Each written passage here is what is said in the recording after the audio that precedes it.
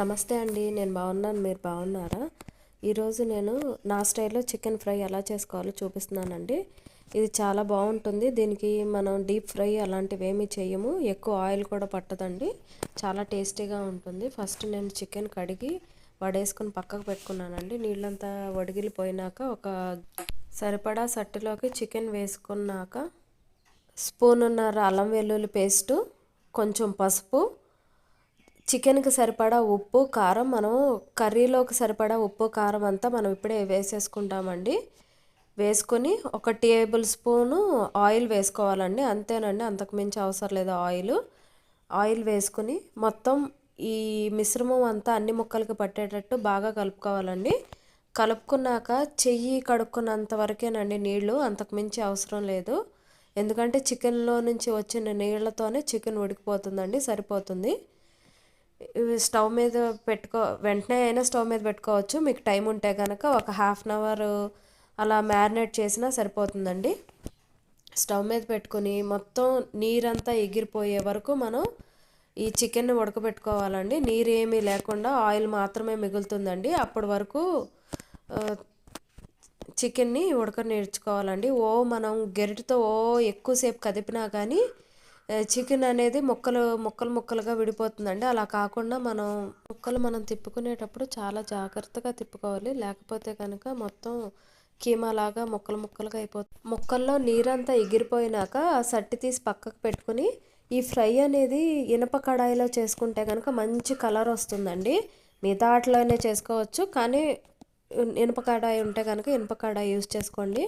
అంటే చూడంగానే chicken తినాలంత tempting కలర్లోకి వస్తుంది.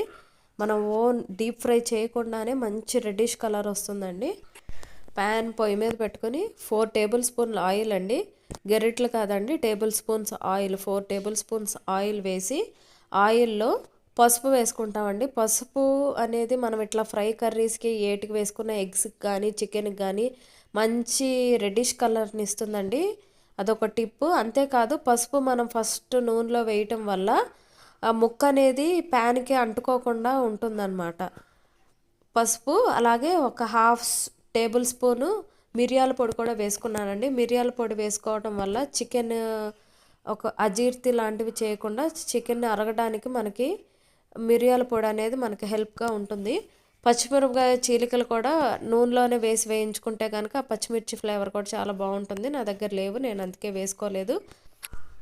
పసుపు మిరియాల పొడి వేయించేసుకున్నాక మనం ఉడకపెట్టి పక్కన పెట్టుకున్న చికెన్ ముక్కలు దీంట్లో వేసి తిప్పుకొని సిమ్లోనే మంచిగా ఫ్రై చేసుకోవాలండి. కంగారు పడి హైలో పెడితే కనుక మాడిపోతుందండి, అలా చేయొద్దు. సిమ్లో పెట్టి నెమ్మదిగా వేయించుకుంటే బాగుంటుంది. దీంట్లో నా దగ్గర ఫ్రెష్ పుదీనా ఉందండి. కొంచెం వేగాక పుదీనా వేసి వేయించాను. పుదీనా కూడా బాగా వేగినాక నా దగ్గర కరివేపాకు కూడా ఉందండి. చికెను కరివేపాకు ఫ్లేవర్ చాలా బాగుంటుందండి. ఆ రెండు కాంబినేషన్ చాలా బాగుంటుంది.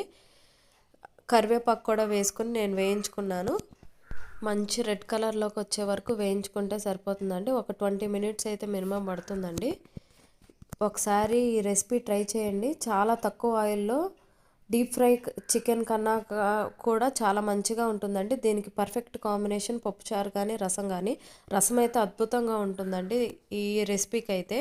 ఒకసారి ట్రై చేయండి. మీకు నచ్చితే కనుక లైక్ చేయండి, షేర్ చేయండి, నా ఛానల్ని సబ్స్క్రైబ్ చేసుకోండి. రెసిపీ మాత్రం ఒకసారి డెఫినెట్ ట్రై చేయండి.